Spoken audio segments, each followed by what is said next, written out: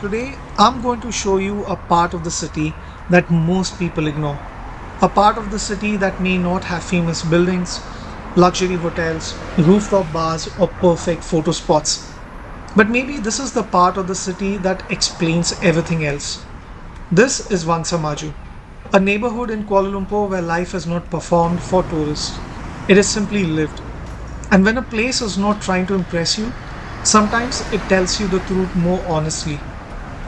I began walking with the camera facing me, not because I am the story, but because I'm entering one. Every city has two faces. One face is designed to be seen: the skyline, the attractions, the polished streets, the restaurants, the hotels. The other face is where people wake up early, open their shops, send their children to school, drink their coffee, and go to work. The second phase is often less glamorous, but it is more real. As I walk past a school ground and rows of houses, I am reminded that a city is not made only by architecture. A city is made by routines, by footsteps, by breakfast tables, by school uniforms, by people leaving home every morning to keep the world moving. These neighborhoods are not on the front page of tourism campaigns, but they are the foundation beneath them. The person who serves your coffee in a beautiful mall may come from one of these streets.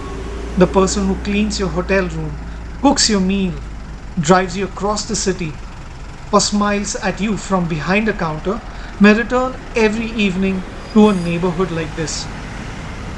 Tourists often consume the city, but the working class carries it. And the morning market begins. Vegetables, fruits, clothes, household items, simple things, ordinary things.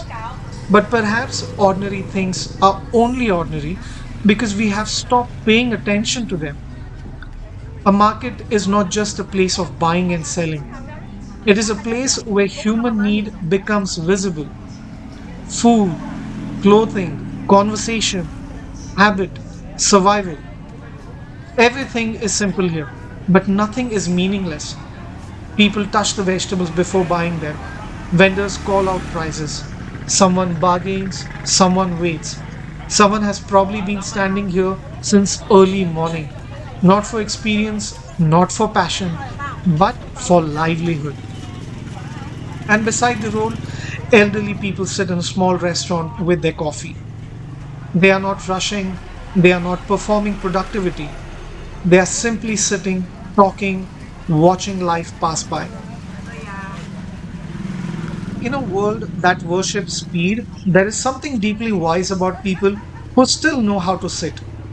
Maybe travel is not always about discovering new places. Maybe sometimes it is about discovering a new way of seeing time.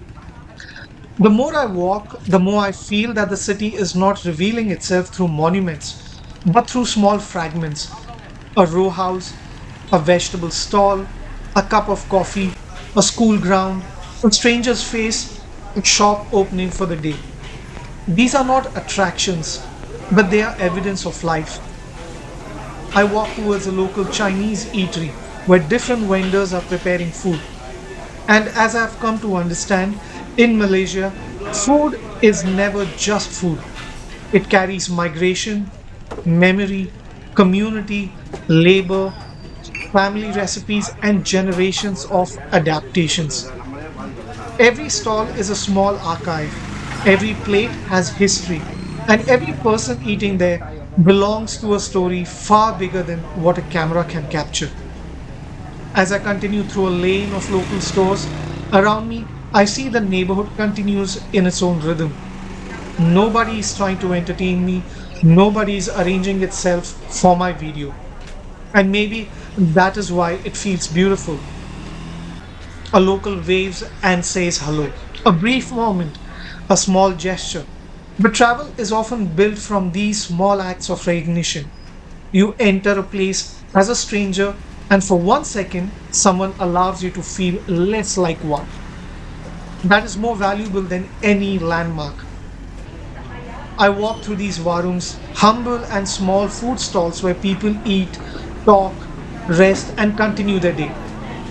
These places may not look luxurious, but they often hold something more luxury spaces have lost. That is closeness. Closeness to people, closeness to the street, closeness to the rhythm of the city. Once you walk through these neighborhoods, Kuala Lumpur will not feel the same. Because once you see the lives behind a city, you cannot see the city only as a destination anymore. You begin to see it as a living organism, breathing through its markets, moving through its people who work there, remembering through its elders, growing through its children, surviving through its ordinary people. So, yes, Kuala Lumpur has its famous towers, malls, hotels, and beautiful attractions. But places like Wangsa Maju remind us something deeper. A city is not made by Thank what you. it shows to its visitors. A city is made by what its people repeat every single day. And maybe the real purpose of travel is not to escape ordinary life. Maybe it is to finally notice how extraordinary ordinary life can be.